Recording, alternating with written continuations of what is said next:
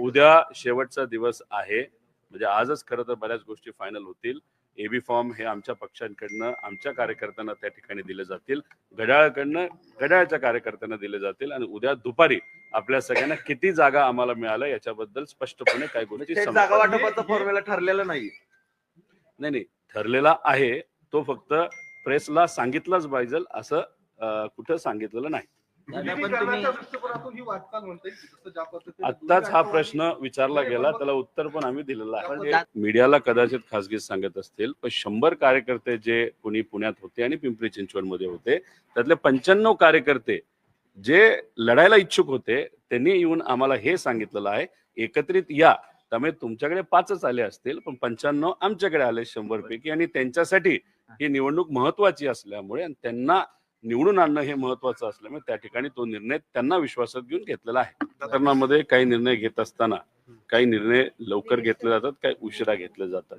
पण राहिला प्रश्न पुणे महानगरपालिकेचा आणि पिंपरी चिंचवड महानगरपालिकेचा, तिथं ज्या पद्धतीने आपण जेवण बनवतो, जेवण काही लगेच बनत नसतं, त्याला अनेक वेळा चर्चा ह्या कराव्या लागतात, कार्यकर्त्यांची सुद्धा आणि दुसऱ्या पक्षाची सुद्धा.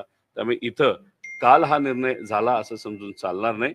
हे अनेक दिवस विविध चर्चा करून, कार्यकर्त्यांशी चर्चा करून हा निर्णय त्या ठिकाणी घेतला गेला.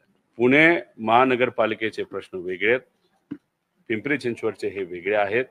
महानगरपालिकेचं इलेक्शन का महत्वाचं असतं, कारण या दोन्ही महानगरपालिकेला एक स्वतंत्र बजेट असतं.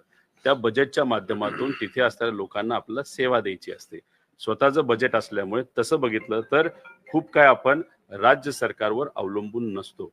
त्यामुळे इथं ते बजेट योग्य पद्धतीने लोकांच्या हितासाठी हे वापरलं जावं. त्याच्यामध्ये आपण बघितलं तर बरेच प्रश्न असतात, ट्रॅफिक, पाणी, गटर, कचरा, असे विविध प्रश्न त्याच्यामध्ये असतात. घरपट्टी, पाणीपट्टी, तिथं असणारे काही अडचणी. त्यामुळे लोकांसाठी आम्ही इथं एकत्रित आलेलो आहे, कारण इथं ज्या लोकांची सत्ता लोकली होती, पुणे महानगरपालिका आणि पिंपरी चिंचवड महानगरपालिका, तिथं योग्य पद्धतीचं काम केलं गेलं नाही असं लोकांचं मत आहे. डॉक्टर अमोल कोल्हे हे पिंपरी चिंचवड मध्ये सुद्धा तिथं इन्व्हॉल्ड होते आणि पुणे महानगरपालिकेमध्ये सुद्धा इन्व्हॉल्ड होते.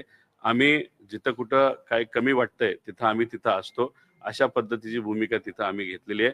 इथं सगळेच नेते जे आमच्या बरोबर आज आहेत त्यांनी त्या कार्यकर्त्यांशी बोलून कार्यकर्त्यांना न्याय देण्याचा प्रयत्न तिथं केलेला आहे. आणि जिथं कुठं संवादामध्ये, चर्चेमध्ये दुसऱ्या पक्षाबरोबर जर कुठं काय बोलायचं झालं, चर्चा करायची झाली, तिथं एक कार्यकर्ता म्हणून मी 2 शब्द नक्कीच बोललेलो आहे.